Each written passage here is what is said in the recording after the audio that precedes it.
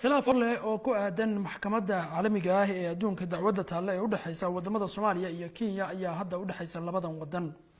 dacwadan oo la xiriirta dhinaca badda ayaa waxa ay u dhexeysaa wadamada Soomaaliya iyo Kenya iyadoo horeyna ay uga dooday maxkamadda caalamiga ah ee adduunka. dukumentiyo labada dal ay u direen maxkamadda ayaa muujinaya in Kenya ay dooneyso in dib loo dhigo dhageysiga dacwadda muddo aan cayinayn. dhageysiga dacwadda ayaa loo ballansanaa in dib loo furo horaanta bisha soo socota ee June, laakiin dowladda Kenya ayaa ku doodeysa in viruska corona uu saameyn ku yeeshay shaqada qareenada ku matalaya dacwadda oo ay sheegtay inay kala xayirmeen.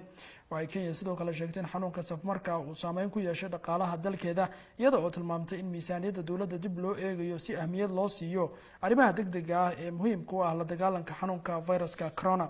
dhanka kale dowladda Soomaaliya ayaa ka hortimid dib u dhigidda dhageysiga dacwadda badda iyadoo ku eedeysay Kenya inay dooneyso in muranka lagu xaliyo meel ka baxsan maxkamadda. warqadda ay dowladda Soomaaliya u qortay maxkamadda adduunka waxay ku sheegtay inay tahay markii saddexaad ee Kenya ay codsanayso in dib loo dhigo iyada oo ka cabatay cadaadis diblomaasiyadeed oo weyn oo ka imaanaya dhinaca Kenya. Soomaaliya waxay codsatay in dhageysiga dacwadda lagu qaado qaab muuqaal ah iyadoo la adeegsanayo tiknoolajiyadda casriga ah si looga maarmo in dib loo dhigo kiiska. waxay Soomaaliya sidoo kale ku sheegtay warqadda ay qortay in maxkamadda adduunka ee dacwadaha waaweyn ee heerka caalami ah horey loogu adeegsaday in lagu qaado qaabka muuqaalka ah.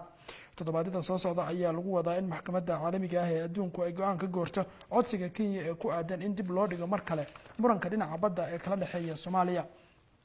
arrintan oo muddo soo jiitamaysa ayaa u muuqata hadda inay marayso meel xasaasiya, waxayna Soomaaliya u muuqataa inay ku kalsoon tahay dadaalkeeda ay ku bixisay dhinaca muranka badda ee kala dhexeeya wadankan Kenya marka la eego hadallada ka soo baxaya iyo sidoo kale qoraalkan qarsoodida ah ee la sheegay in ay Kenya inay dowladda Soomaaliya u qortay dalka ama maxkamadda caalamiga ah ee adduunka ee dambiyada.